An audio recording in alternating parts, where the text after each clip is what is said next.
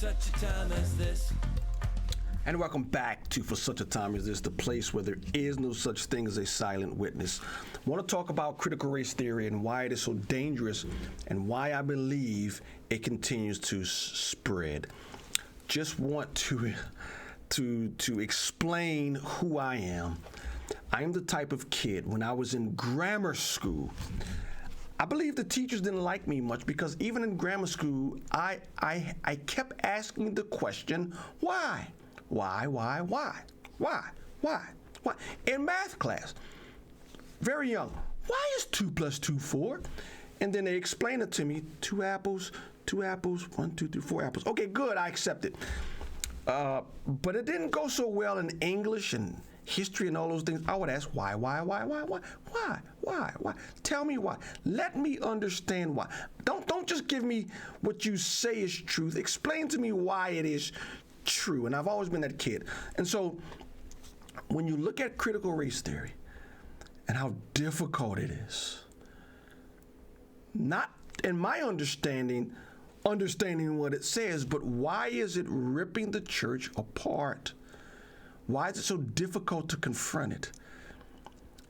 And I believe I'm starting to get some answers, not all, but some answers.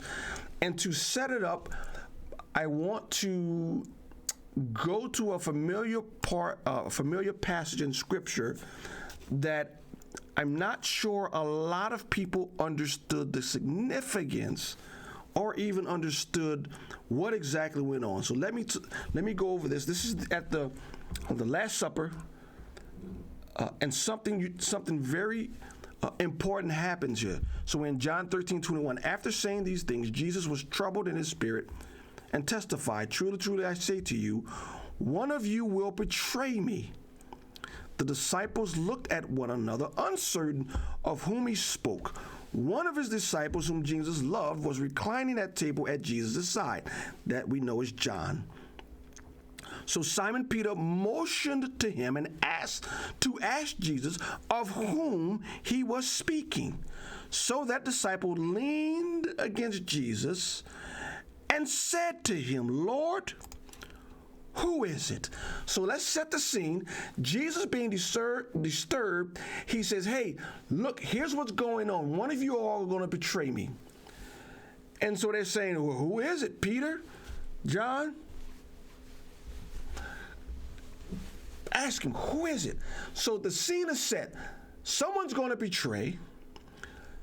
Peter to John, ask him, "Lord, who is it?" And I think a lot of people miss this part or have read over it so fast, they didn't realize what's going on. So the scene is set. We just read John 13:21 through 25. Now watch this. "Lord, who is it?" Jesus answered, "It is he to whom I will give this morsel of bread when I have dipped it." Jesus is holding a morsel of bread. Look at this piece of bread. This morsel of bread, when I have dipped it, it is him to whom I will give this morsel of bread. So when Jesus had dipped the morsel, he gave it to Judas, the son of Simon Iscariot. Then after he had taken the morsel, Satan entered him. Jesus says to him, "What you are going to do quickly." Now watch this. Now no one at the table knew why Jesus said this to him. What? Jesus just told you, right? No one at the table knew why he said this to him. Some thought that because Judas had the money bag, Jesus was telling him, "But what we need, buy what we need for the feast," or that he should give something to the poor. So after receiving the morsel of bread, he immediately went out, and it was night. Do you see what just happened? Jesus tells them plainly, "Look at this morsel of bread. I'm going to dip it. And when I dip it, whomever I give it to, he is the betrayer." Boop. Here you go, Judas. But they missed it. All of the disciples missed it. It says, now no one at the table knew why he said this to him. Why not? Jesus just told you flat out. Some thought that because Judas had the money bag, he was telling them to go buy what we need for the feast. Or that he should give something to the poor. Buy money for the feast or give something to the poor. That's not what Jesus said. It was very clear. This marshal, boop, here's Judas. He's the betrayer. Why did they miss it? It was plain as day. Why did they miss it? It is the same reason why it is very difficult for people to understand that those who are pushing critical race theory are very dangerous.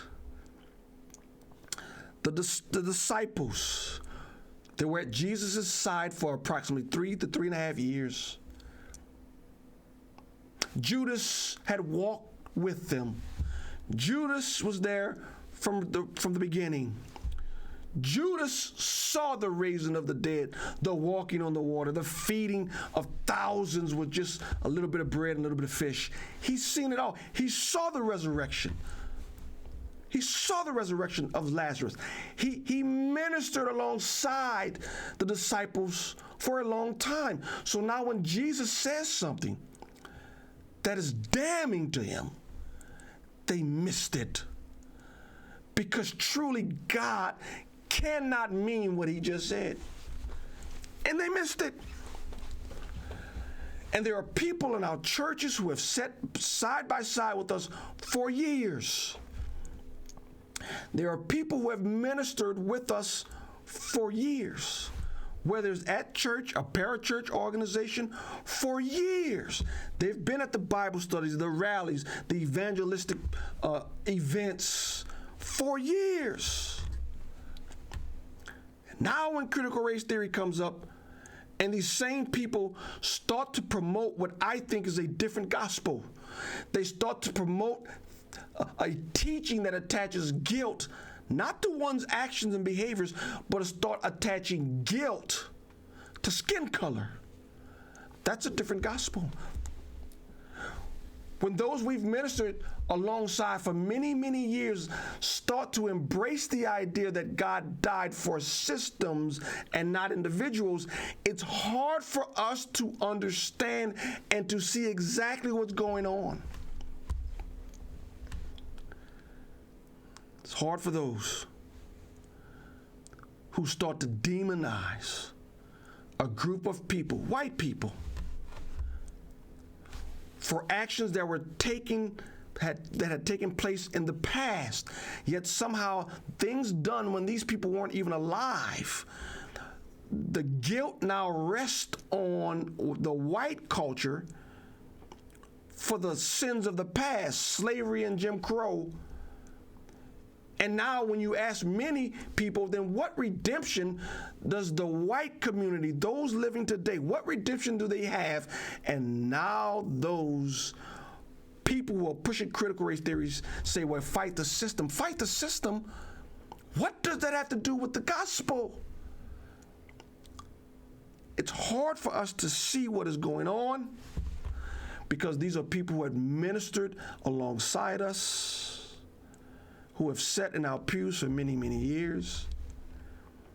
Read 1 John. It is clear.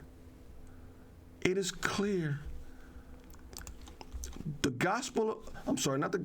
book of 1 John clearly delineates those who are and those who are not. And it is so hard for us. It's the same reason why parents who have raised their children, and when their children get to a certain age and start to reject Christianity, it's the same reason why parents say, well, I know my child is saved. There's no fruit. And what comes out of the child's own mouth is anathema to God, but I believe the child is saved. It is the same reason why parents have such a difficult time accepting the reality of the spiritual state of their children. It's because they're close. Judas was close. Judas was one of the 12. And they couldn't see what the Lord said about him because we were so close. It's the same reason why we cannot see what God is clearly saying to those we've gone to church with, for years because they're too close. It's the same reason why we can't see the spiritual realities of our children, because they're too close. It's hard. It's hard. But we have to be careful. We have to be careful. Judge a tree by its fruits. And we must not let the Judas complex, the failure to see that which is plain, plague us because our loved ones are too close. I know it's hard. But we must love God above all.